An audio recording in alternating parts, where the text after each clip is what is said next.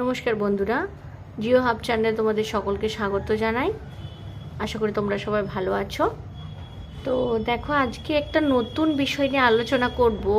আমার কাছে একটা সুন্দর র মেটেরিয়াল আমি পেয়েছি, সেটা তোমাদের সাথে শেয়ার করব এবং সেই বিষয় নিয়ে বিভিন্ন কথা বলবো। দেখো, আমি দুটো পেপারের মধ্যে কিছু অংশ নিয়েছি। দেখো, মাটি মতন দেখতে, তোমাদেরকে কাছে নিয়ে গিয়ে দেখাচ্ছি। দেখেছো, দুটো দুটো পেপারের ওপরে দুটো নিয়েছি।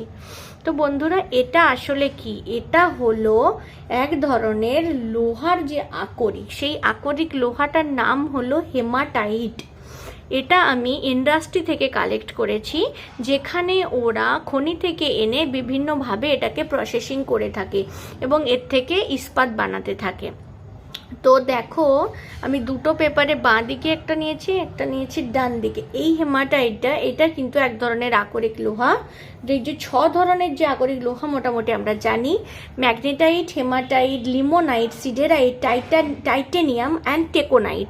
তার মধ্যে দ্বিতীয় নম্বরে এই হেমাটাইটটা পড়ে। এটা যথেষ্ট উৎকৃষ্ট শ্রেণীর। তো বন্ধুরা দেখো, এটা যে আমি একদম র মেটেরিয়ালটা হাতে নিয়ে দেখাচ্ছি, এর যে গঠনটা সেটা কিন্তু অনেকটা কোর্স।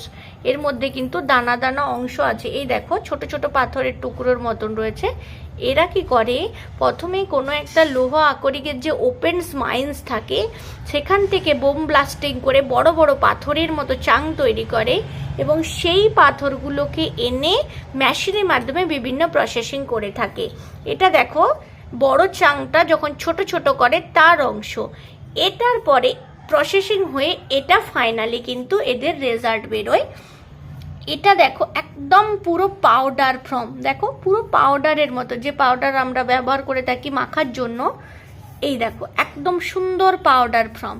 এটা হলো অরিজিনাল পোপার হেমাটাইট, মানে এটাও অরিজিনাল, কিন্তু এটা থেকে এটাকে আরো সুন্দরভাবে কিন্তু প্রসেসিং করা হয় মেশিনের মাধ্যমে। আর বন্ধুরা দেখো, এই যে হেমাটাইটের দুটো রয়েছে, এর দুটো রং কিন্তু প্রপার গাঢ় বাদামি রঙের। সাধারণত আমরা জানি হেমাটাইট লাল বা গাঢ় বাদামি রঙের হয়ে থাকে। দেখো, তোমরাকে একদম ক্লোজ ভিউ থেকে আমি দেখানোর চেষ্টা করছি। সেটা হলো পুরোপুরি গাঢ় কিন্তু বাদামি রঙের। এটা কিন্তু দেখতে রংটা। তো বন্ধুরা, তোমরা দেখলে অরিজিনাল জিনিসটা আমি দেখানোর চেষ্টা করলাম। এইবার আমি বোর্ডে বোঝানোর চেষ্টা করছি যে এই হেমাটাইটের যে আকরিক লোহার ভাগ, তার কি কি বৈশিষ্ট্য আছে। তার বৈশিষ্ট্যের মধ্যে উল্লেখযোগ্য যে বিষয়টা জানতে হবে সেটা হলো এর সংকেতটা কি। হেমাটাইট সাধারণত প্রচুর শিল্পক্ষেত্রে ব্যবহার করা হয়, আর এর সংকেত হচ্ছে Fe2O3। এছাড়াও দেখো, এতে লোহার পরিমাণটা কতটা থাকে। আমরা তো বলছি যেটা আকরিক লোহার ভাগ, কিন্তু এটা কেন উৎকৃষ্ট? কারণ এখানে 70% কিন্তু থাকছে লোহা। এরপর আসি যেটা কথা, এটা হলো একটা উৎকৃষ্ট শ্রেণীর আকরিক লোহা, আর এর ব্যবহারটা কিন্তু সর্বাধিক লক্ষ্য করা যায়। মোটামুটি ভারতবর্ষের সর্বত্রই এটা পাওয়া যায় কম বেশি, আর এটা অবশ্যই উৎকৃষ্ট শ্রেণীর। দেখো, 4 নম্বরে যেটা খুবই গুরুত্বপূর্ণ, এটা তোমরা স্টার মার্ক নিয়ে নিতে পারো। এই যে হেমাটাইট আকরিক লোহাটা আছে, সেটাকে বলা হয় ডাইরেক্ট শিপিং ওর। কিন্তু ডাইরেক্ট শিপিং ওর কেন বলা হয়? এটার কারণ হচ্ছে এই যে হেমাটাইটটা, সেটা উত্তোলন আর এর থেকে ধাতু নিষ্কাশন প্রসিডিওরটা অনেক বেশি সহজ আর সরল। সেই জন্য একে বলা হয় ডাইরেক্ট শিপিং ওর। এরপর দেখো, 5 নাম্বার যে বৈশিষ্ট্য, এটাকে বলা হয় কিন্তু শিল্পীয় লোহা।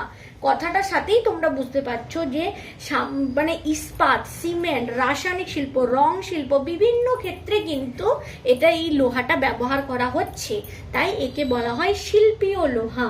তবে তোমরা রং দেখলে, অরিজিনালি আমি দেখালাম, এই রংটা সাধারণত লাল বা গাঢ় বাদামি রঙের। আমি যে র মেটেরিয়ালটা পেয়েছি তার রং কিন্তু পুরোপুরি গাঢ় বাদামি রঙেরই।